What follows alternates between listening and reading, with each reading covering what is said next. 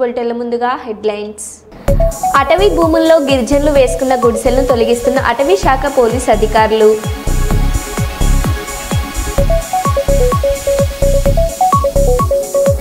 తెలంగాణ భవన సమీపంలో ఉన్న నీలోఫర్ కేఫ్ నుండి కస్టమర్లను బయటికి తరిమి కేఫ్ను మూసివేసిన పోలీసులు.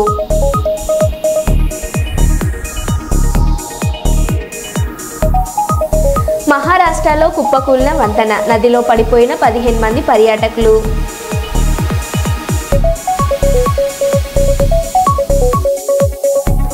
కర్నూలులో హిందీ యాక్టర్ ఉల్లు దాదా సందడి.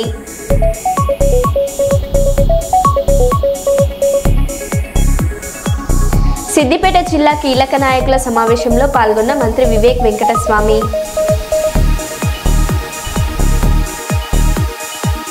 ఇక వివరాల్లోకి వెళ్తే, తెలంగాణ భవన్కు చేరుకున్న బీఆర్ఎస్ వర్కింగ్ ప్రెసిడెంట్ కేటీఆర్.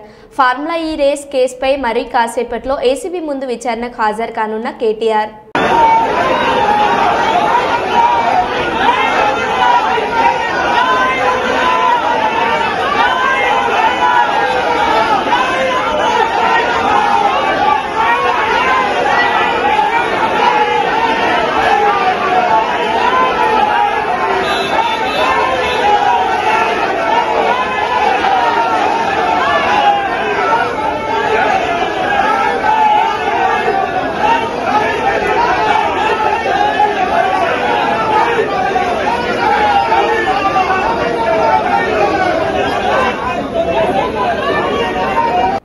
ఒక్కసారి కాదు 100 సార్లు అయినా జైలుకు పోదాం.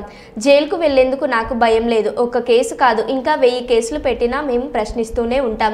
చట్టం మీద గౌరవం ఉంది కాబట్టి ఏసీబీ విచారణకు ఎన్నిసార్లు పిలిచినా వస్తానని చెప్పాను. ఇది 3వ విచారణకు పిలవడం. 3 సార్లు కాదు, 30 సార్లు అయినా విచారణకు వస్తాం. విచారణకు సహకరిస్తాం. అవసరమైతే నన్ను అరెస్టు కూడా చేస్తారు కావచ్చు. మాకు జైలు కేసులు కొత్త కాదు. గతంలో తెలంగాణ ఉద్యమంలో కూడా జైలుకు వెళ్ళొచ్చానని కేటీఆర్ అన్నారు. మమ్మల్ని ఏదో ఇబ్బంది పెట్టినంత మాత్రాన, వేధించినంత మాత్రాన ప్రజల తరపున ప్రశ్నించడం బంద్ చేస్తామనుకుంటే అది కాంగ్రెస్ ప్రభుత్వం యొక్క అవివేకం, అజ్ఞానం అవుతుంది తప్ప ఇంకోటి కానే కాదు. పెద్దలు కేసీఆర్ గారిని, పెద్దలు హరీష్ రావు గారిని కాళేశ్వరం కమిషన్ ముందు కూర్చోబెట్టి మీరు పైశాచికానందం పొందొచ్చు. ఇవాళ ఏసీబీ ముందుకి విచారణకు పిలిపించి కొంత మానసికంగా రాక్షసానందం పొందుతూ ఉండవచ్చు. అవసరమైతే అరెస్ట్ కూడా చేస్తారు కావచ్చు. కానీ ఒకటి పక్క, తెలంగాణ కోసం గతంలోనే జైలుకు పోయి వచ్చిన వాళ్ళం. హైదరాబాద్ బ్రాండ్ ఇమేజ్ను పెంచే ప్రయత్నంలో భాగంగా, హైదరాబాద్ బ్రాండ్ని కాపాడే క్రమంలో తీసుకున్న ఒక నిర్ణయం వల్ల మళ్లీ జైలుకు పోవాల్సి వచ్చినా భయపడేది లేదు. ఒకసారి కాదు, 100 సార్లు అయినా జైలుకు పోతాం. కానీ వదిలిపెట్టాం కాంగ్రెస్ ప్రభుత్వాన్ని, కాంగ్రెస్ పార్టీని. మీరిచ్చిన 420 హామీలు, మీరిచ్చిన దొంగ 6 గ్యారంటీలు, మీరిచ్చిన డిక్లరేషన్లు, ఇవాళ మీరు లోకల్ బాడీ ఎన్నికలకు సిద్ధమవుతా ఉన్నారని చెప్పి వార్తలు వస్తూ ఉన్నాయి. రేవంత్ రెడ్డి గారు నిన్ను మొత్తం రాష్ట్రంలోని బీసీ వర్గాల ప్రజలందరూ గమనిస్తున్నారు. 42% రిజర్వేషన్ ఇచ్చి 42% రిజర్వేషన్ ఇస్తాం అని కామారెడ్డి డిక్లరేషన్లో చెప్పి మోసం చేసి ఈరోజు స్థానిక సంస్థల ఎన్నికలకు మరి రిజర్వేషన్ ఇవ్వకుండానే పోతున్న వైనాన్ని కూడా బీసీలు గమనిస్తూ ఉన్నారు. రైతు బంధు పేరిట ఎలక్షన్ బంధుగా మార్చి ఎలక్షన్లు వచ్చినప్పుడు మాత్రమే రైతు బంధు వేస్తున్న విషయాన్ని రైతులు గమనిస్తున్నారు. నెలకు 2500 ఎగ్గొట్టిన విషయాన్ని ఈ రాష్ట్రంలోని మహిళలు గమనిస్తా ఉన్నారు. 2 లక్షల ఉద్యోగాలని చెప్పి నువ్వు చేసిన మోసాన్ని ఈరోజు రాష్ట్రంలోని యువత గమనించింది. కాబట్టే నీ దగ్గర చెప్పుకోవడానికి సమాధానం లేదు, చెప్పుకునేందుకు ఏమీ లేదు. కాబట్టి ఏం చేయాలి, నువ్వు ఏదో ఒక డైవర్షన్ మీద, ఏదో ఒక రకంగా ఒక కమిషన్ అని, ఎంక్వైరీ అని, ఏదో జరిగిందని, ఇదిగో పులి అంటే అదిగో తోక అని, నువ్వేమో దున్నపోతు తినిందనగానే నీకు తయారుగా నీ జోడీదారు బీజేపీ రెడీగా ఉన్నాడు. నువ్వు దున్నపోతు తినిందనగానే వాడు దుడ్డని కట్టేయని వాడికి వస్తాడు. మీ ఇద్దరి దొంగ భాగోతం, మీ ఇద్దరి దొంగ నాటకాలు తెలంగాణ ప్రజలకు అర్థమైనాయి. మేము మాత్రం వాళ్ళ పెడితే గిడితే ఒక వ్యక్తినో 2 వ్యక్తులను జైల్లో పెడతాం. కానీ లక్షలాది మంది కేసీఆర్ సైనికులను టచ్ చేసే ధైర్యం నీకు లేదు. తెలంగాణ ప్రజలకు రక్షణ కవచంలాగా ఆనాడు ఉన్నది టీఆర్ఎస్ఏ, ఈ రోజు ఉండేది బీఆర్ఎస్ఏ. రేపటికి కూడా స్వీయ రాజకీయ అస్తిత్వమే శ్రీరామ రక్ష అనే విధంగా ముందుకు పోతాం. నువ్వు ఒక్కసారి కాదు, 100 సార్లు పిలిచినా వస్తా, 100 సార్లు నిజమే చెప్తా.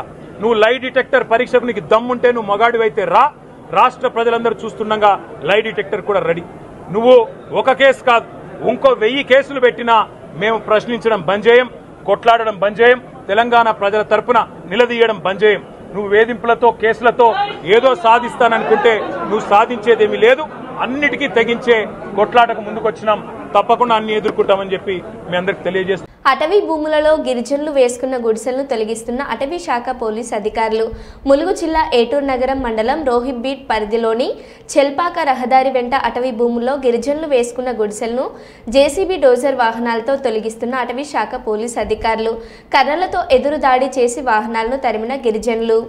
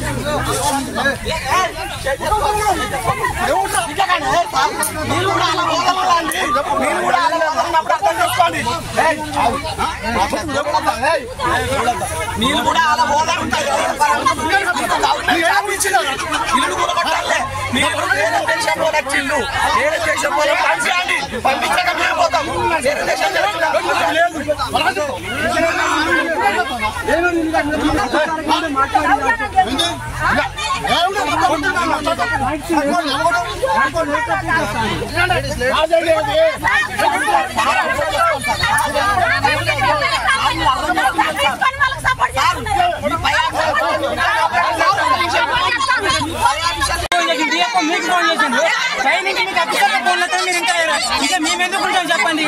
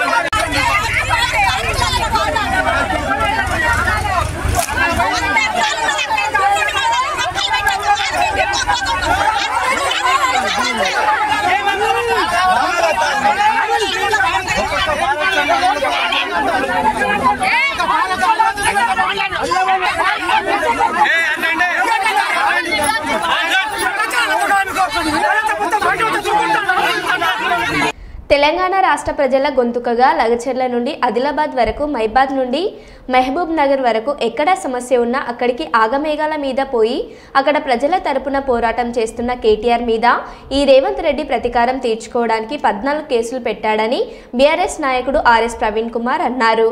కన్నీళ్లు తుడిచే ఒక అన్నగా, ఒక తమ్ముడిగా, ఒక తల్లి నుంచి చెల్లెలు దాకా, అన్న నుంచి తమ్ముడి దాకా, ఒక ముసలాయన దగ్గర నుంచి ప్రతి ఒక్కరి దగ్గరికి వెళుతూ వాళ్ళ కష్టాలు తెలుసుకుంటూ ఎన్నో ఇబ్బందులున్నా, ఎన్నో అడ్డంకులున్నా, ఎన్నో అక్రమ కేసులున్నా మరి అలా వీరోచితంగా పోరాడుతున్న కేటీఆర్ గారు లగచర్ల నుండి ఆదిలాబాద్ వరకైతేనేమి, మహబూబాబాద్ నుంచి మహబూబ్నగర్ వరకైతేనేమి, మూసీ నది పరివాహక ప్రాంతం అయితేనేమి, మంజీరా పరివాహక ప్రాంతం, ఎక్కడ సమస్య ఉన్నా అక్కడికి ఆగమేఘాల మీద పోయి అక్కడ ప్రజల గొంతుకగా ఉండి ప్రజల తరపున పోరాటం చేస్తున్న కేటీఆర్ గారి మీద ఈ రేవంత్ రెడ్డి ముఖ్యమంత్రి అయిన తర్వాత ప్రజాప్రభుత్వం అనే పేరుతోని ప్రతీకారం తీర్చుకున్నందుకు వచ్చిన కేసులు 14, అన్ని అక్రమ కేసులే. కాళేశ్వరంలో మేడిగడ్డ ప్రాజెక్టు కుంగిపోయిందని కాంగ్రెస్ పార్టీ రకరకాల అబద్ధాలను ప్రచారం చేస్తున్న సమయంలో నిజాలు ప్రజలకు తెలపడానికి కోసం మేడిగడ్డ ప్రాజెక్టు దగ్గర పోతే అక్కడ కేసు, చార్మినార్ దగ్గరికి పోయి నిజాలు మాట్లాడితే అక్కడ కేసు, మూసీ నది పరివాహక ప్రాంతంకు పోయి ఇండ్లు కూలిపోతున్నాయి హైడ్రా వల్ల అని మాట్లాడితే అక్కడ ఒక కేసు, సిరిసిల్లలో ప్రజలకు బాధలు అవుతున్నాయంటే అక్కడ ఒక కేసు. కేసీఆర్ గారిని అన్యాయంగా తెలంగాణ రాష్ట్రానికి మూల కారకుడు, తెలంగాణ జాతిపిత, తెలంగాణనే గుండెలో పెట్టుకొని తెలంగాణ ప్రయోజనాలు గుండెలో శరీరంలో కణాన పెట్టుకొని ప్రాణత్యాగానికి కూడా సిద్ధపడి తెలంగాణను పోరాడి తెచ్చి ఆ తెలంగాణను దేశంలోనే నెంబర్ 1 రాష్ట్రంగా పెట్టిన కేసీఆర్ గారికి పీసీ ఘోష్ కమిషన్ ముందు పిలిచినప్పుడు వచ్చిన వేలాది మంది ప్రజలను ఉద్దేశించి ప్రసంగించినందుకు కేసు, ఏసీబీ కార్యాలయం నుంచి తెలంగాణ భవన్కు నడుచుకుంటూ వస్తే కేసు, శ్వాస తీసుకుంటే కేసు, నోటి నుంచి మాట వస్తే కేసు, ఆలోచిస్తే కేసు, నిజం మాట్లాడితే కేసు. ఇన్ని కేసులు పెట్టిండ్రు కేటీఆర్ గారి మీద. అయినా కూడా కేటీఆర్ గారు వెరవకుండా, బెదరకుండా, మడమ తిప్పకుండా పోరాడుతూనే ఉన్నారు. కేటీఆర్ గారి మీద పెట్టిన 14 కేసుల్లో 7 కేసులను క్వాష్ పిటిషన్ గౌరవ హైకోర్టు న్యాయమూర్తులు అలో చేసిండ్రు. మీరు అర్థం చేసుకోండి, క్వాష్ పిటిషన్ను గౌరవ హైకోర్టు అలో చేసిందంటేనే ఈ కేసులు తుఫేల్ కేసులు అని అర్థం. అందులో 4 కేసులు హైకోర్టు క్వాష్ చేసింది, ఎఫ్ఐఆర్ ఇది చెల్లదు అని చెప్పి క్వాష్ చేసింది. అయినా కూడా నిన్న 2 కేసులు పెట్టిండ్రు, ఒకటే సబ్జెక్టు మీద 2 కేసులు పెట్టిండ్రు. అంటే ఒక ముఖ్యమంత్రి ప్రతీకారంతో బ్లైండ్ అయిపోయి రగిలిపోతూ ఏది కరెక్టు ఏది తప్పని చూసుకునే పరిస్థితిలో కూడా లేడు. ఒకటే సబ్జెక్టు మీద 2 ఎఫ్ఐఆర్లు. అంటే మీరు ఆలోచించండి, సుప్రీంకోర్టు గైడ్ లైన్స్ ఉన్నాయి, ఒకటే సబ్జెక్టు మీద 2 ఎఫ్ఐఆర్లు పెట్టకూడదని, అయినా ఎఫ్ఐఆర్లు పెట్టిండు. సో మిత్రులారా, మరి కేటీఆర్ గారు ఎందుకు ఇంత ఇబ్బందులు ఎందుకు పెడుతుంది గవర్నమెంట్ కేటీఆర్ గారి మీద? కేంద్రం నుండి అత్యధిక నిధులు ఏపీకి వస్తున్నాయి. ఏపీ ప్రజలు మోడీకి రుణపడి ఉండాలన్నారు కేంద్ర మంత్రి బండ సంజయ్. ఇవాళ ఎన్డీఏ పాలనకు అధికారం ఇచ్చారు. ఇవాళ ఒక్క సంవత్సరంలోనే దేశంలో అన్ని రాష్ట్రాల కంటే ఎక్కువ నిధులు, ఎక్కువ సంక్షేమ పథకాలు వచ్చింది ఆంధ్రప్రదేశ్ రాష్ట్రానికి. ఇవాళ ఆంధ్రప్రదేశ్ ప్రజలు ఇవాళ మోడీ గారు రుణపడి ఉండాలి. 2024-25 సంవత్సరాన్ని పన్నులు పన్నేతర ఆదాయం పేరుతోని 95,500 కోట్ల రూపాయలను ఆంధ్రప్రదేశ్ రాష్ట్రానికి కేటాయించిన ఘనత ఎన్డీఏ ప్రభుత్వాన్ని. ప్రత్యేకంగా 30,334 కోట్ల ఆర్థిక సహాయం ఈ ఆంధ్రప్రదేశ్ రాష్ట్రానికి అందించడం జరిగింది. యూపీఏ హయాంతో పోలిస్తే ఆర్థిక సహాయాన్ని 263% అధికంగా ఈ రాష్ట్రానికి ఎన్డీఏ ప్రభుత్వం అందించింది.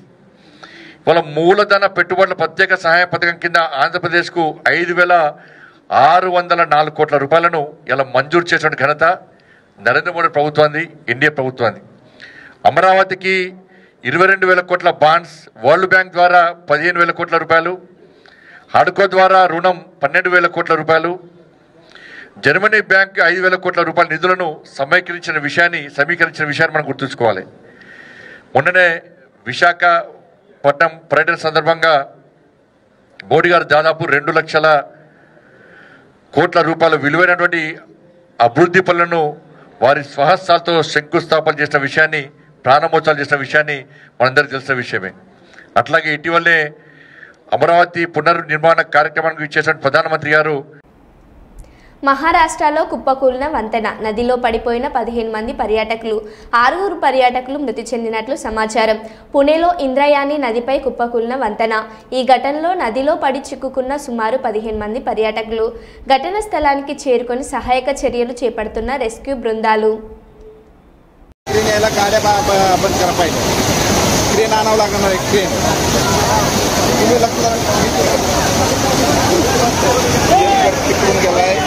बघा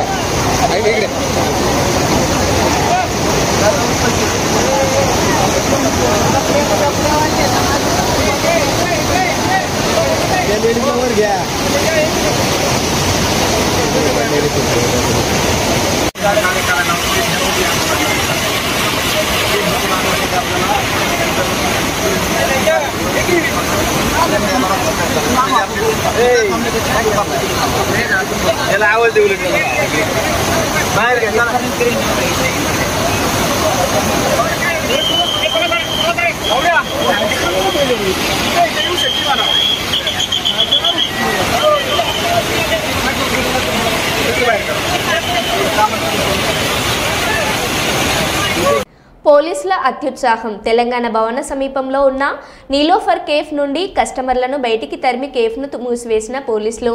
కేఫ్ మూసివేసిన అనంతరం కొందరిని అరెస్ట్ చేసిన పోలీసులు.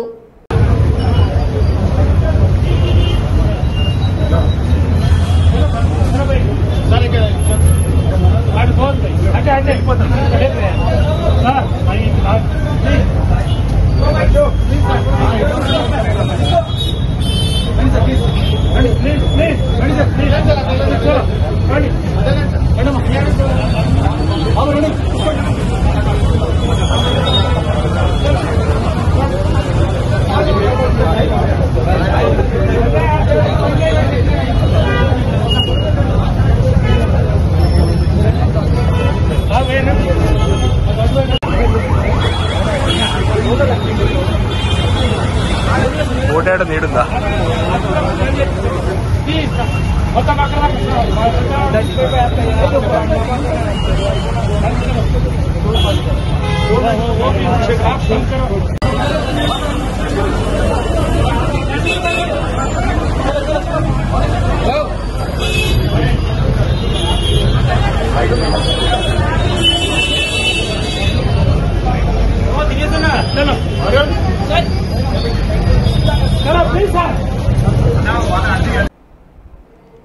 దళితులకు అన్యాయం జరిగితే రాష్ట్ర వ్యాప్త ఉద్యమాలకు నాంది పలుకుతామని జేబీఎం ఎంఆర్పీఎస్ ఆంధ్రప్రదేశ్ రాష్ట్ర వ్యవస్థాపక అధ్యక్షులు చిక్కం జానయ్య హెచ్చరించారు.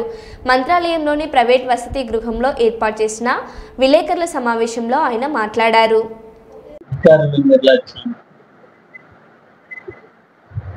ఈ రోజున ఆంధ్రప్రదేశ్ కర్నూలు జిల్లా మంత్రాలయం నియోజకవర్గం మంత్రాలయం టౌన్లో కూడా విలేకరుల సమావేశం ఏర్పాటు చేసి ఈ సందర్భంగా మేము తెలియజేయడం ఏమనగా, కర్నూలు జిల్లా మంత్రాలయం మండలం చెట్నాలి గ్రామంలోన గత 6 నెలల నుంచి కూడా మాదిగల ఇండ్ల ముందు 113, 114 సర్వే నంబర్లోన అక్రమంగా కూడా 9 మంది బీసీ కులాలు కూడా మాదిగల ఇండ్ల ముందే పూడ్చడం కూడా జరుగుతుంది.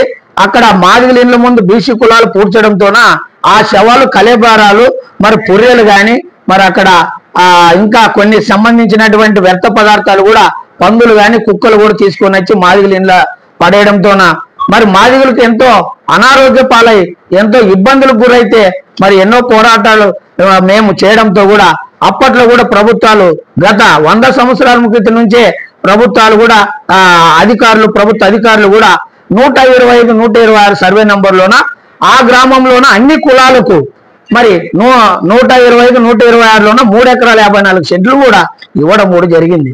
మరి అక్కడ నేటికి లింగాయతులు, గౌడ్స్, అదే విధంగా బ్రాహ్మణులు మరి కొంతమంది కూడా అక్కడే పూడ్చుకోవడం కూడా జరుగుతుంది. మరి అదే విధంగా ఇక్కడ పూడ్చుకూడదయ్యా, మాదిగలు ఎంతో మంది అనారోగ్యాలై చనిపోతున్నారా అన్నప్పటికి కూడా మరి కులాహంకారంతోన మాదిగలను అణిచివేయాలనే ఉద్దేశంతోన రాజకీయ నాయకుల ఒత్తిళ్లతోన మరి అధికారుల వైఫల్యంతోన కూడా మరి బీసీ కులాలు కూడా మాదిగల ఇళ్ల ముందే ఓడుస్తున్నారు.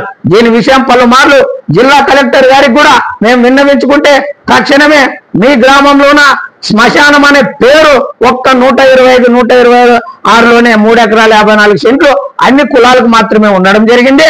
113, 114లోన మాదిగల ఇండ్లు మాత్రమే ఉన్నారు.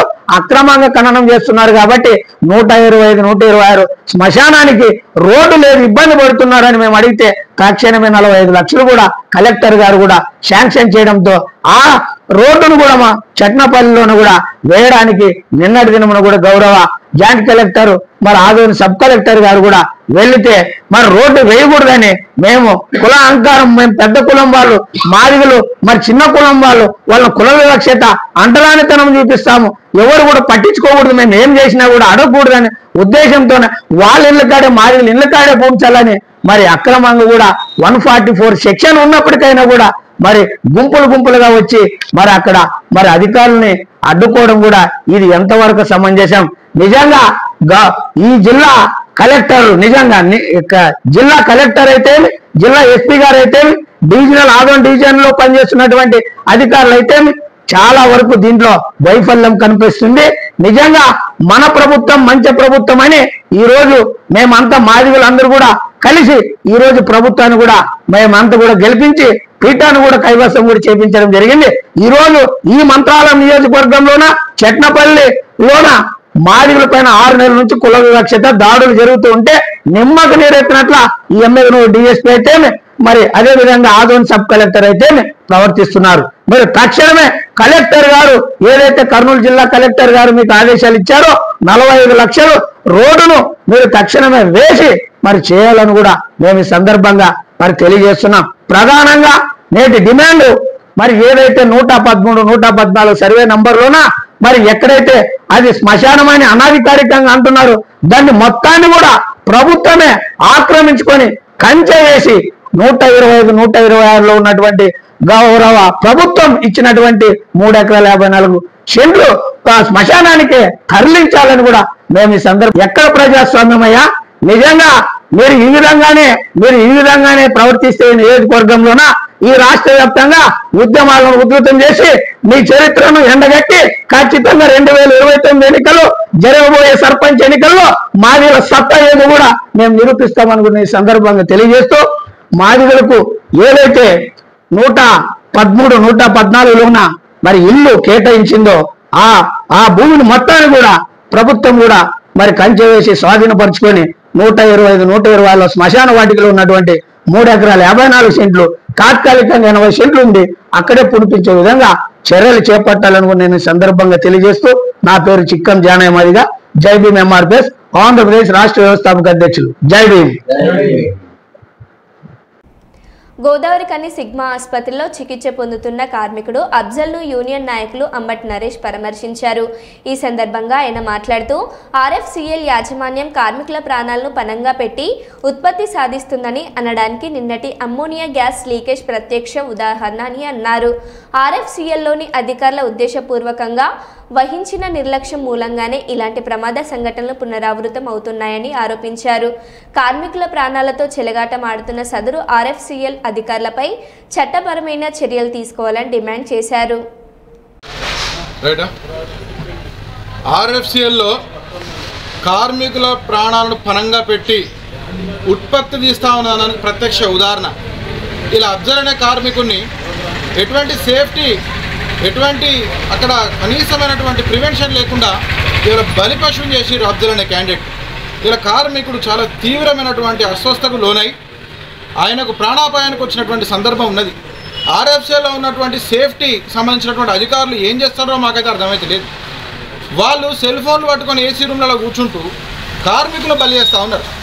డిఓపిటి రూల్స్కి అగెనెస్ట్గా చాలా సంవత్సరాలు లాంగ్ స్టాండింగ్లో ఉండి వాళ్ళు చాలా అవినీతికి పాల్పడుతూ ఇవాళ కార్మికుల ప్రాణాలను బలిగొనేటువంటి పరిస్థితి నెలక ఉన్నది.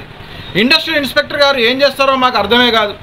గవర్నమెంట్ నుంచి ఇండస్ట్రియల్ ఇన్స్పెక్టర్ను ఆర్ఎఫ్సిఎల్ మేనేజ్మెంట్ మేనేజ్ చేసిందట. ఆయన ఎందుకు రాడు? ప్లాంట్లో ఏం జరుగుతుందని ఏం తెలియదు. చాలా విషపూరితమైనటువంటి రసాయనాల మధ్యలో కార్మికుడు డ్యూటీ చేస్తూ ఉన్నాడు. కార్మికుడు ప్రాణాలంటే పట్టింపు లేవు. మేము ఒకటే విషయం చెప్తా ఉన్నాం, 10-15 వేల రూపాయల జీతం ఎత్తేటువంటి అమాయక కార్మికుని యొక్క ప్రాణాలతోటి మీరు చెలగాటం ఆడకండి. ఇలా కార్మికునికి ఏమైనా అయితే ఇన్సూరెన్స్ లేదు, ఏమీ లేదు, వాళ్ళ చేతులు వాళ్ళని ఎత్తిన పెట్టి వాళ్ళ ఇంటికి వాళ్ళను పంపించే కార్యక్రమే తప్ప ఎటువంటి ప్రికాషన్స్ లేవని చెప్పి మేము మీడియా ముఖంగా ఆర్ఎఫ్సిఎల్ యాజమాన్యాన్ని మేము హెచ్చరిస్తూ, ఈ బాధిత కార్మికుడిని అన్ని విధాలుగా మేనేజ్మెంటు హక్కును చేర్చుకొని ఆదుకోవాల్సినటువంటి బాధ్యత ఉన్నది. ప్రిన్సిపల్ ఎంప్లాయర్గా మంచి మెడికల్ ఫెసిలిటీస్తో పాటు కంపెన్సేషన్, ఆయనకు ఇబ్బంది పడ్డందుకు నష్టపరిహారంగా ఆయనకు ఆర్థికంగా చేయాలి. తర్వాత ఈ విచారణ చేయాలి, ఈ ఎట్లాగా అమోనియా లీక్ అయింది, రేపు ఫ్యాటల్ అయ్యేది ఉండదు, ఇంకా 10-15 మంది అయ్యేది ఉండదు, అప్పుడు ఎట్లుంటుంది పరిస్థితి. కాబట్టి ఆ గ్యాస్ అమోనియా లీకేజ్ గల కారణాలు ఏంటి, దానిపైన ఒక ఎంక్వైరీ చేసి విచారణ చేసి సదరు ఆఫీసర్ పైన అప్రోప్రియేట్ నెసెసరీ యాక్షన్ ఖచ్చితంగా చేయాలి, అగెనెస్ట్ వాళ్ళపైన చెయ్యాలని చెప్పి మేము యూనియన్ తరఫున డిమాండ్ చేస్తూ ఉన్నాం. ఒకవేళ చెయ్యని పక్షంలో యూనియన్ తరఫున రానున్న రోజులలో మా ప్రతిఘటన కూడా యూనియన్ తరఫున మేనేజ్మెంట్ పైన ఉంటుందని చెప్పి మేము మరి ఒకసారి ఆర్ఎఫ్సిఎల్ మేనేజ్మెంట్ను డిమాండ్ చేస్తూ ఇది అన్నెసెసరీ సమస్యగా అండర్స్ట్గా క్రియేట్ చేయొద్దు, మా మీదకి పోలీసు వాళ్ళని పంపించి మీరు ఇలా గడ్డ కొడద్దు, ఇలా పోలీసు వారికి కూడా విజ్ఞప్తి చేస్తూ ఉన్నాం.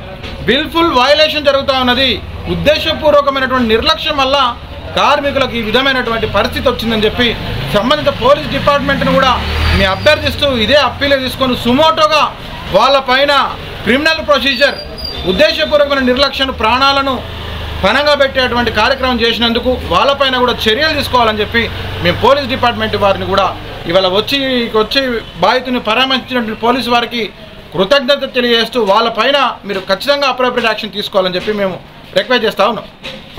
మరో బులెటిన్లో మళ్ళీ కలుద్దాం. Stay tune.